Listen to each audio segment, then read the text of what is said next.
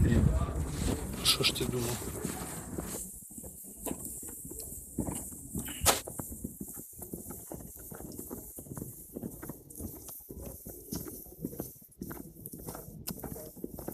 Хтось банку забув. Древній.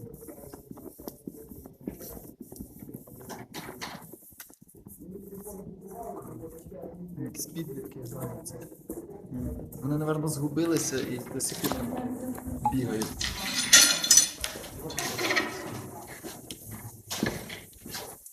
Шапочку дядю. В мене.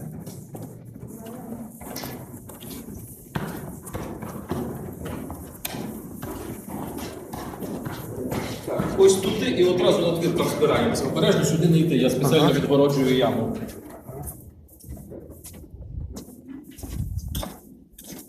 От вже освітлення.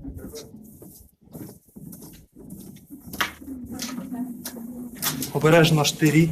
Чи це палки Просто якісь? небезпечні штирі, це плоски. Якась бутилка древня. Це банка.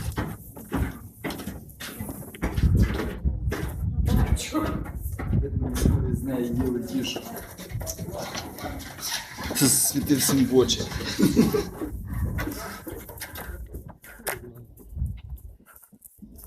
Тут місні підлітки бігають.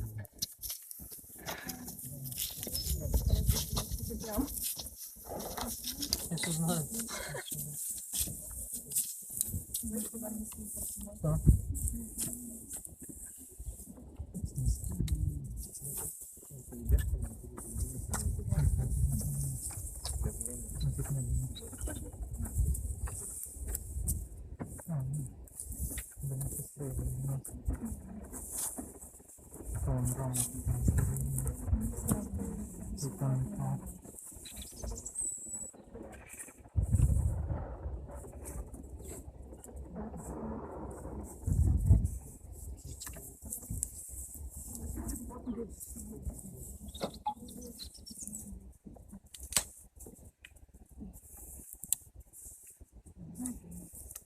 Зараз ми знаходимося на зовнішній бойовій позиції форту. Ось його панцир зовнішній. Він зроблений з так званого кременебетону. В бетон намішаний волинський кремінь. А волинський кремінь – це третя по міцності речовина в світі після алмаза і коронда.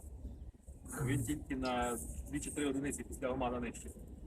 Відповідно, металевий снаряд значно м'якший за цей панцир. І пробити його буде дуже важко. Ну, як бачите, оці потужність також бронедверей, які колись захищали всі випади. А ось цей земляний вал захищає вулицю.